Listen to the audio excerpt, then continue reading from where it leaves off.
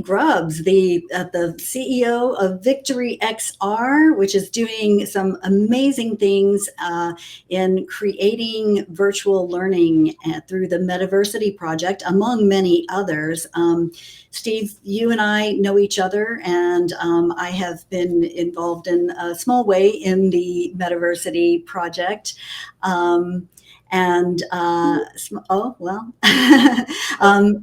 But I've been able to sort of see behind the scenes a little bit through my involvement as an advisor for Southwestern Oregon Community College, which is one of the Metaversities, one of the 10 Metaversities in the project. And I've really been able to see what WebXR puts into this project, the skills that your team have, and how they are working to make this project a success.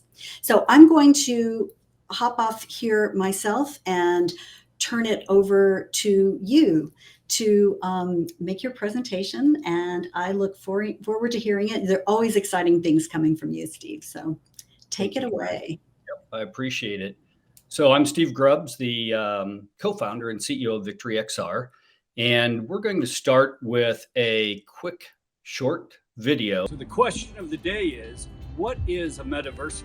Well, first of all, it's the combination of two words, metaverse, university, and that pretty much explains it.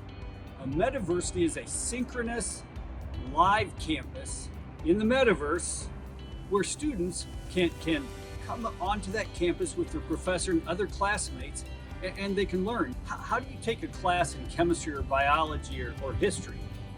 In chemistry, you have to be able to do experiments. In biology, you want to be able to hold organs in your hand. In history, you want to be able to travel through time. These are possible on a metaverse campus. Even more, what colleges and universities across the United States and soon around the world are doing is they're building digital twin campuses. These are campuses that look exactly like the real thing, but they're digitally created in fully spatial, immersive 3D.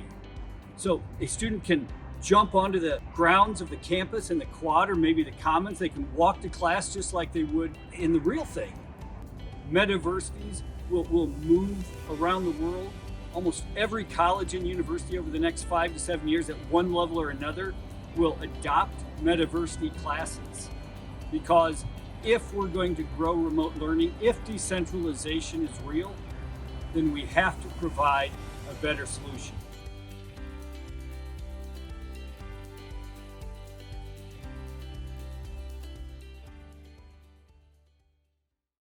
This is a pretty quick summary of where I think not just higher education, but all of education is going with learning in virtual reality. But we've been doing learning in virtual reality for quite a while. The real issue is synchronous learning co-presence. And if we think about the great challenges with education, my father was a school teacher. At a very early age in my life, I was in the Iowa legislature, a state that considers itself a very pro-education state. And I was chair of the education committee. And, you always have challenges with funding education, but I was able to author the state's first statewide technology funding bill, which did, among other things, make sure that all the schools were connected to the internet, make sure they had the technology they needed, et cetera, et cetera. But we didn't really move the numbers a lot. And I thought about that for a lot of years. And again, with my father being a school teacher at a public school, we had these conversations. And I think we would all agree that when students love to learn, when any of us love to learn, we retain that information and we focus on it. I always hated math. Math was just not my favorite subject, but I loved history. And my dad did happen to be a history teacher. So I could sit down and I could read the history book. It wasn't boring homework, but math was always a challenge. So with what we are doing and what others around the world are doing with virtual reality, suddenly students love to learn. And, if you stop and think about it, let's talk about anatomy. We built a cadaver lab and working with T-Mobile, Lenovo, and Fisk University, we put that cadaver lab in, and now a professor can go in there and And all the students, they might be miles apart, hundreds of miles apart. They might be around the globe, but the students can gather around that table. You've got the body lying in front of you, and the professor can take her hand, plunge it down into the chest, pull out the human heart, hand it to the student next to her. Now, that student, again, could be in London, where the professor might be in Chicago. But that student takes it and feels it when he takes it from his professor. And he looks at it and he learns, and then he begins expanding it until it's 8 foot tall. Then the professor and the class step inside that heart and they look around at the ventricles and the cavities. And then the professor pulls out a diseased heart. And now they have a diseased heart 8 foot tall, a healthy heart 8 foot tall, and they can compare the two and understand in a way that is retained far greater than anything else they've ever done, the information about a healthy heart versus a diseased heart. This is the type of learning that we at VictoryXR and other developers around the world are making available today. And I don't believe it's a small iterative change. I believe it's a 10x change. Our first Metaversity was at Morehouse College. And Morehouse College is a very famous college in the United States. In addition to Martin Luther King being a graduate, we also had Spike Lee, Samuel L. Jackson, and a lot of very important elected officials. It's one of the great American colleges. And so it was the pandemic, and they had been having their classes in Zoom like everybody. And they reached out and said, we think that you could help us do this in a better way. And so literally within 10 weeks, we were able to build a digital twin campus of Morehouse College. They were able to train on how to teach. We were able to get the 3D objects and the animations and everything pulled together so they could start their classes 10 weeks later. And I get the question all the time, well, does it work? So if you look at what Morehouse College did, they had the exact same professor teach the exact same course 3 different ways. First, in a standard brick and mortar class. Second, on Zoom. And third, in his Metaversity class. And they compared, they measured three things. 1, student engagement. How often did they show up to class? 2, student satisfaction. And if you recall, during the pandemic, there were a lot of parents and students who were wholly unsatisfied with the education they were receiving. And then 3, student performance. Did their grades increase? On all 3 measures, the performance, the satisfaction, and the engagement of the students significantly increased over the brick and mortar classroom and the Zoom class. And those 2 were roughly the same. So what we know is that students like it. Their end of semester comments were extremely positive, and they retain that information. And although we don't have time to go through it today, I would encourage you to take some time and look at the PwC study from the UK. I know you have a lot of videos out there about the Metaversity project, virtual tours of the campuses, which are absolutely beautiful, and of inside the classrooms, illustrating some of the things you were talking about before, about being able to expand a heart and stick your head inside it and look at it. And something that really stood out to me that I've heard you talk about before is the men of Morehouse having a class in a fallopian tube. Did I get that right?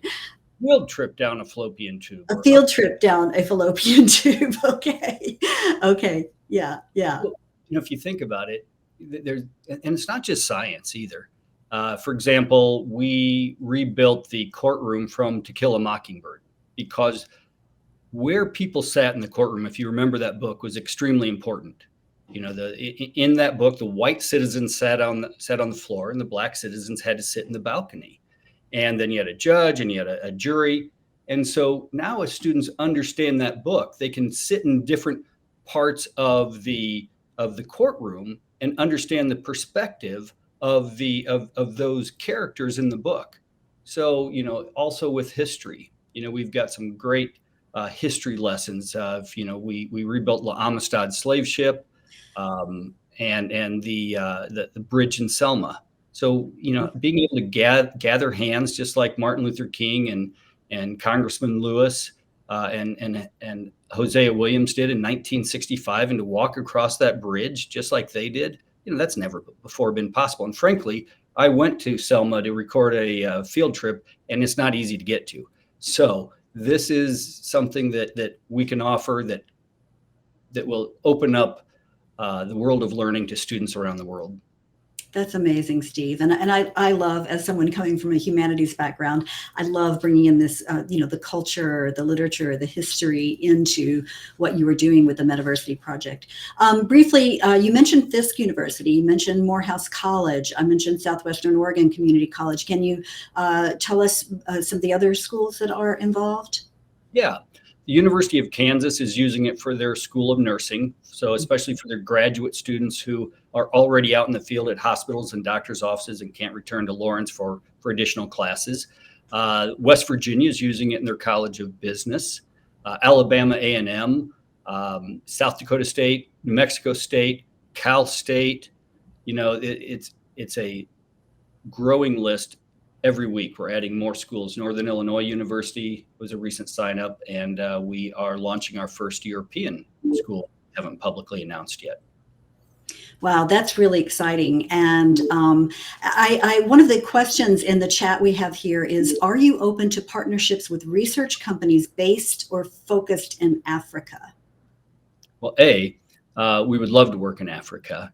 We are at least in some early conversations with an institution in South Africa.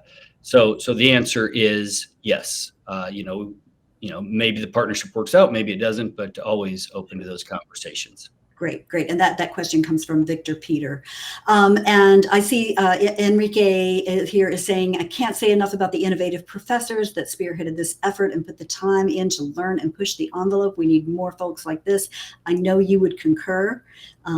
Yeah, absolutely.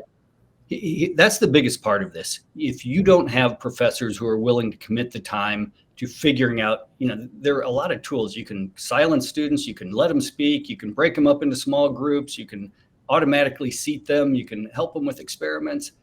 But it's like learning to drive a car. It doesn't happen in 5 minutes. You do have to, discipline yourself to learn the craft, like everything. Mm-hmm. Yeah, absolutely. There's another question here. Were students responsible for purchasing their own equipment, or did the institution purchase for those in the Metaverse course, For those that are part of the Meta, formerly Facebook project, Meta donated 50 headsets per campus. But in a lot of cases, those that are not part of that, the university is buying them, and then the students check them out for the semester. And if you think of it, the cost for a headset is going to be between $300 and $700. So the semester fee is pretty small, especially, it's been a while since I was in law school, but I was paying $200 for a single book, and I'd have to buy 4 or 5 a semester. And so, the cost of the hardware is pretty small compared to other university costs right now. Mm-hmm. Yeah, great. Someone asked what platform it was built into. I know that it was the Engage platform. Maybe you can say more about that. But the question goes on to say, is it using Babylon.js or Unity Unreal? What were something you and your team had to learn to do this turnaround for college in 10 weeks alone? Yeah, we had already built a prototype, so that helped a lot. But yes, we use Unity as our build platform. And David Whalen and Sandra Whalen's Engage platform has got a lot of great tools built into it. So we love working with that platform. We work with a couple of other platforms in smaller ways, but that's the big one for us right now. Mm-hmm.